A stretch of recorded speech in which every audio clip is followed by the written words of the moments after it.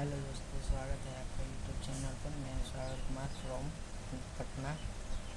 मैं आपको साइंस का चैप्टर 3 का क्वेश्चन आंसर लिखवाने जा रहा हूँ। चैप्टर का नाम है ऊष्मा। तो दोस्तों अब आ जाइए क्वेश्चन पर। पहला क्वेश्चन है दोस्तों, प्रयोगशाला तापमापी तथा डॉक्टरी थर्मामीटर के बीच समानताएं तथा अंतर लिखिए। तो इसका क्वेश्चन आंसर लिखेंगे। तो दोस्तों इसका आंसर लिखेंगे, समानताएं दोनों थर्मामीटर का कार्य सिद्धांत समान है।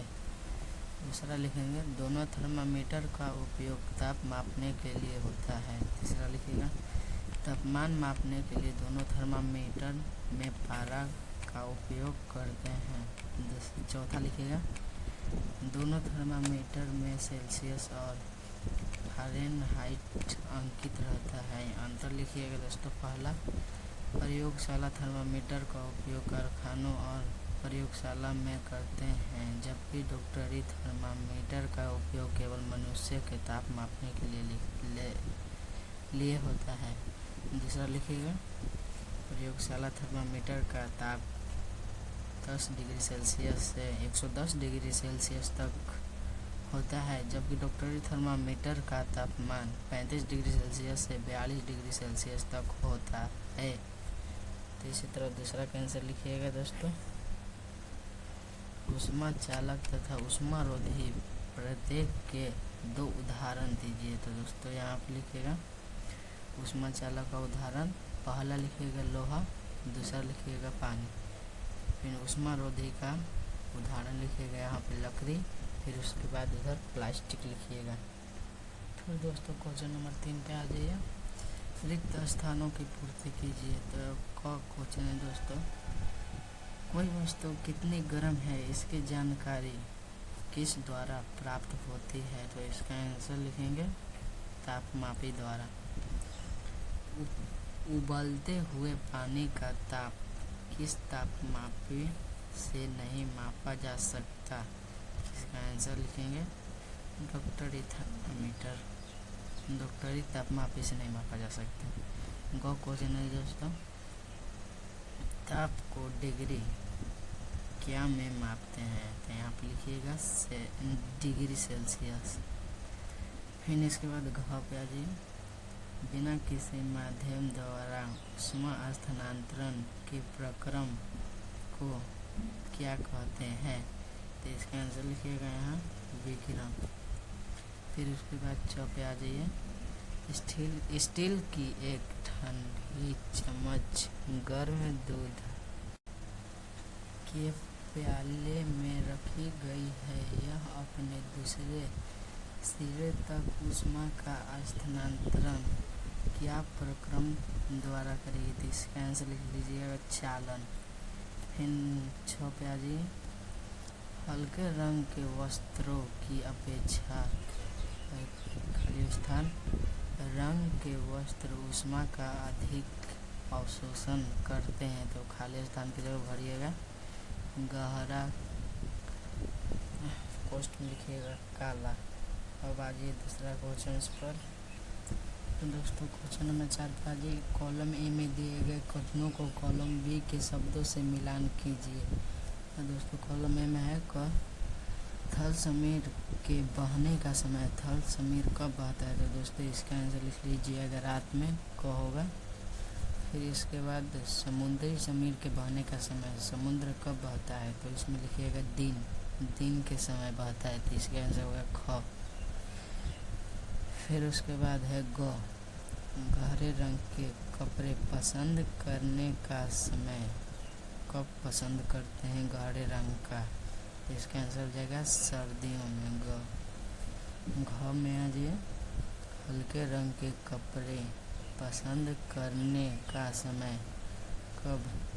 इसके बाद गर्मियों में आ जाएगा 6, गर्मियों में। तो दोस्तों क्वेश्चन नंबर 5 पे आ जाइएगा, सर्दियों में एक मोटा वस्त्र पहनने की तुलना में उसी मोटाई का कई परतों का बना वस्त्र अधिक उष्णता क्यों प्रदान करता है, व्याख्या कीजिए। तो इसका आंसर लिखेंगे दोस्तों, तो दोस्तों इसका आंसर लिखेंगे, कपड़ों की परतों के बीच हवा फंस जाती है, वायु ऊष्मारोधी का कार्य करती है। यह परत हमारे शरीर की गर्मी को आसपास के वातावरण में जाने से रोकती है। पतले कपड़े की अधिक परतें अधिक हवा को फंसाने देंगी और परिणाम स्वरूप शरीर की गर्मी वातावरण में जाने की संभावना कम होगी। इसलिए सर्दियों में एक मोटा वस्त्र पहनने की तुलना में उसी मोटाई का कई परतों का बना वस्त्र अधिक प्रदान करता है। तो इस तरह आप लोग क्वेश्चन नंबर 5 का भी आंसर लिख लेंगे। अगला क्वेश्चन है दोस्तों 6। चित्र 3.13 को देखिए, अंकित कीजिए कि कहाँ कहाँ चालन, संवहन तथा विकिरण द्वारा ऊष्मा स्थानांतरित हो रही है। तो दोस्तों इसका आंसर लिखेंगे, यहाँ पे भाप है जो वो विकिरण होगा, फिर इसके बाद ये पानी जो गर्म हो रहा है वो संवहन, और ये जो पतीला है वो होगा चालन, और ये जिस पे रखा है वो भी होगा चालन ही। अब दोस्तों क्वेश्चन नंबर आ जाइए 7 पर। तो दोस्तों क्वेश्चन में है, गर्म और जलवायु के स्थानों पर यह परामर्श दिया जाता है कि घरों की बाहरी दीवारों पर श्वेत सफ़ेद पेंट किया जाए। व्याख्या कीजिए। तो इसका आंसर लिखेंगे, सफ़ेद रंग पर पड़ने वाली अधिकांश गर्मी को परिवर्तित करता है। सफ़ेद रंग कम मात्रा में गर्मी को अवशोषित करता है, इसलिए घर में अंदर का ताप बहुत अधिक नहीं बढ़ता है। क्वेश्चन नंबर 8 पे आइएगा दोस्तों। यहाँ पर 30 डिग्री सेल्सियस के 1 लीटर जल को 50 डिग्री के लीटर जल के साथ मिलाया गया मिश्रण का ताप। तो इसका आंसर होगा घ। 30 डिग्री सेल्सियस तथा 50 डिग्री सेल्सियस के बीच। 9वां क्वेश्चन है दोस्तों 40 डिग्री सेल्सियस ताप की लोहे की किसी गोली को कटोरी में भरे 40 डिग्री सेल्सियस ताप के जल में डुबाया गया। इस प्रक्रिया में ऊष्मा, इसका आंसर वो ख, न तो लोहे की गोली से जल की ओर और न ही जल से लोहे की गोली की ओर स्थानांतरित होगी। अब दोस्तों क्वेश्चन नंबर 10 पे आ जाइए। क्वेश्चन नंबर 10 पर है दोस्तों, लकड़ी की एक चम्मच को आइसक्रीम के प्याले में डुबाया गया, इसका दूसरा सिरा। तो इसका आंसर होगा घ, ठंडा नहीं होगा। 11 क्वेश्चन है दोस्तों,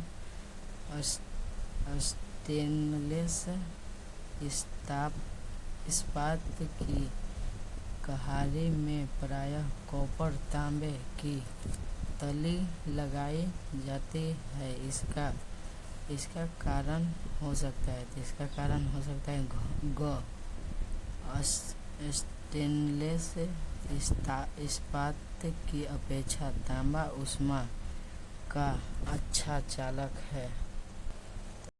अगर ये दोस्तों आपको वीडियो पसंद आई है तो एक लाइक एंड सब्सक्राइब जरूर करिएगा, और चैप्टर 4 का क्वेश्चन आंसर जल्द ही आने वाला है।